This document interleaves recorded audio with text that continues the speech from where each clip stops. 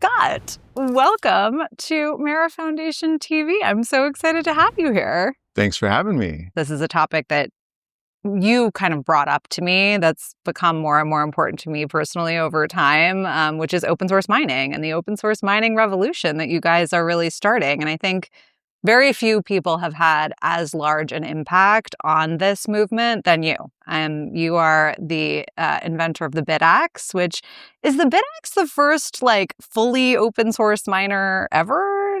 ASIC miner, yeah. So the first miner to have an ASIC in it and be open source, which is insane because we've had ASIC chips for a decade. Wow. And it's the first one to be open source, which to me is ridiculous. And that was incredibly difficult to do. I don't know if you want to share a little bit about your process there and how you made that happen. Yeah, the chips themselves, the ASIC chips, that's what does all the work. That's where the magic is, right? The Bitcoin mining happens inside the chip. And they're incredibly complex devices. They, use the latest and greatest technologies to hash quickly and efficiently.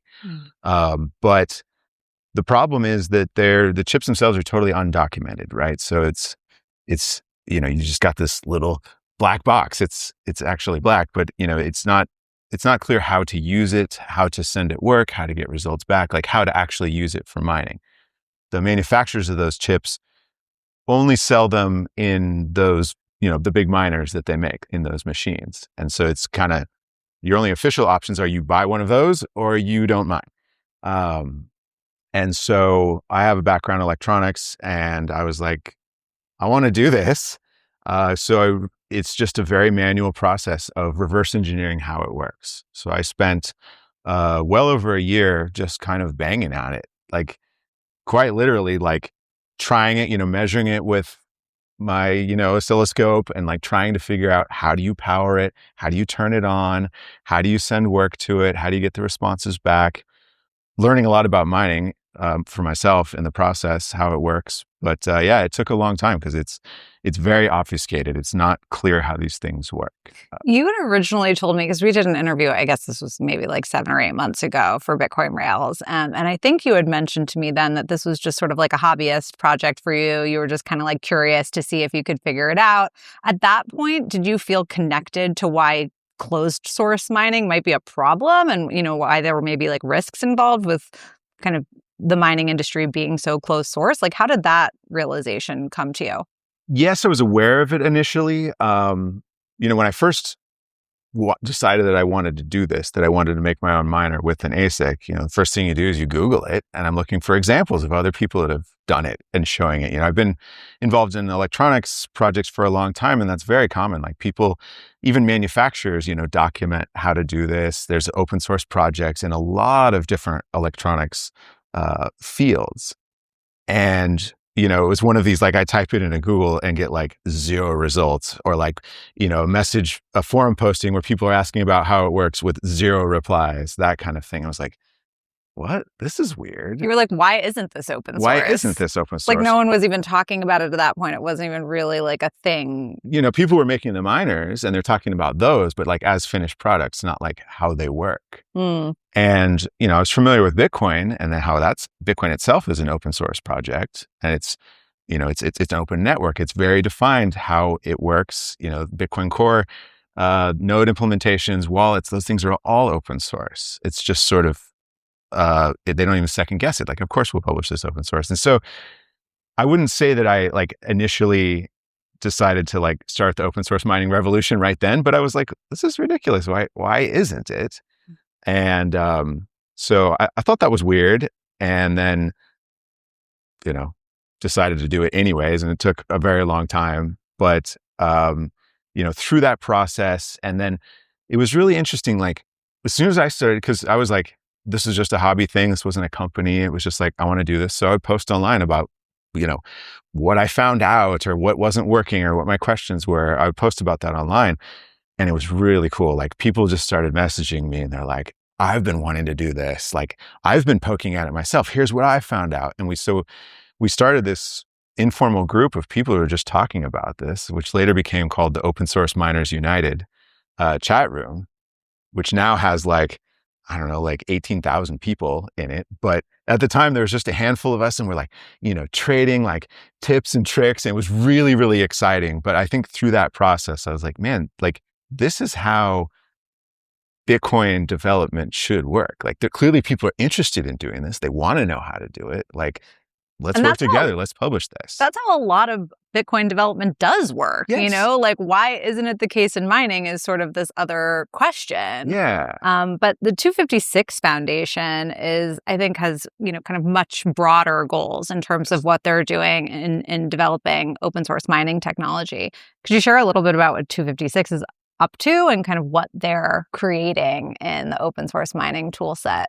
256 Foundation is really exciting. I mean, I might be a little biased because I really like this stuff, but it's really exciting. So the 256 Foundation is a 501c3 nonprofit started by Rod Rudy, an econo alchemist out of Bitcoin Park in Nashville, with the goal of being a foundation to support open source mining, because it's a big job, right? It's a really big job.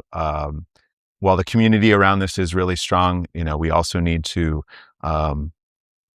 formalize this, right? To raise money to help fund developers so they can put their time and effort, they can afford to put their time and effort into this so we can really create a strong base. So that's the goal of the 256 Foundation. We had a fundraiser, which we have twice a year, we have this fundraiser called the Telehash. And so like a year and a half ago, we had our first one. It's like the old telethons, where people call to pledge in their support. But here is people send their hash rate. It's just like a one-day event. People send their hash rate to a pool controlled by the 256 Foundation, right? Where all the block rewards go to the 256 Foundation. Cute. And at the first one, the inaugural one, we solo mined a block live on stage. It was insane. That's wild. Yes. Were you guys not using a pool for this particular lottery or for this telehash? Yes, for the telehash, it's basically all or nothing, right? So we have everyone point their hash rate to a pool that we have set up, but we're not like, dividing up the rewards to pay amongst everyone in the pool. So, if we don't solve a block, if none of the miners that are contributing hash rate don't solve a block during this event, we get nothing. Wow, that's a risky choice. I'm surprised that you guys made that choice. Why not just take the pool rewards?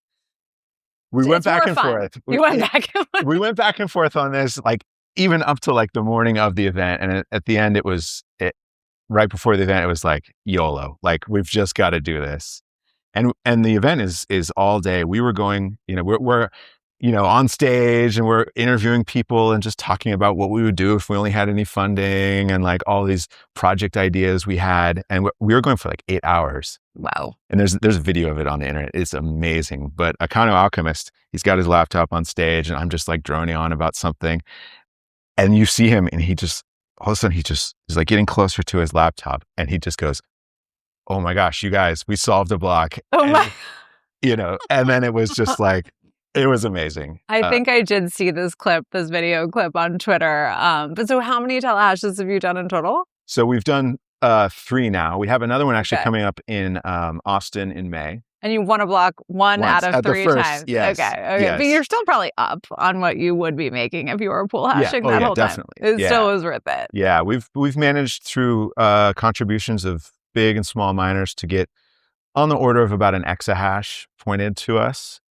So statistically, an exahash, I think it would take you like 20 to 30 hours or something like that to maybe solve a block, right? Okay. So it's not guaranteed. Right. But it's still like worth rolling the dice for you guys just for the fun of it. Yeah. I mean, it's a telehash, right? We're all about miners. It's very exciting. Obviously it's a fundraiser, so we will, if people would prefer to just write a check or send some Bitcoin, that works as well. But the whole shtick is like, we're solo mining, we're playing the lottery live on stage for a good cause. So what have you been doing with the rewards? Where is this money going? What are you building? So that first block, we also got some support from various people in the industry, Foundry, HRF, OpenSats, Heatbit, and all had contributed some initial funding to this. So that combined with the block reward that we got from the telehash, we funded 4 projects. And these projects, they cover the whole mining stack.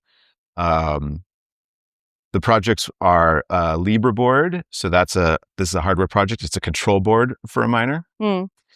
Ember One, which is the one that I was working on, it's a hash board. So it's got the ASIC chips on it. Of course, all this is open source. We publish everything.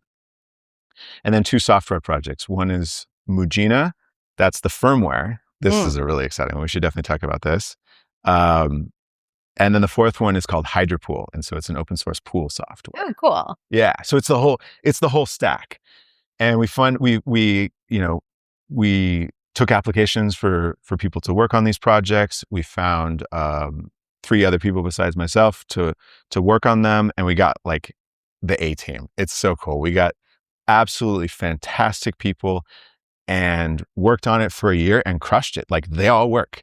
We have, there's a cool demonstration here. We have a mobile one that's powered by a battery, but this whole stack running. Wow. So you have a fully open source miner situation. Yeah. And like, it's more like a BitAxe is also a fully open source miner, but the 256 Foundation, these 4 projects combined, it's an example of like an industrial miner that scales, right? But all the components are sort of home built and open source. This is the key term, is that it's an industrial miner that scales, that's fully open source, which is sort of the distinction from a BitAxe. Yeah. So like we were talking about, like, BitAxe is a small home miner. It's a toy by comparison, which is awesome. People love it. It's very accessible. People can get into it, but we're not making a meaningful dent in network hash rate with BitAxes, even if we sold like 100 million of them.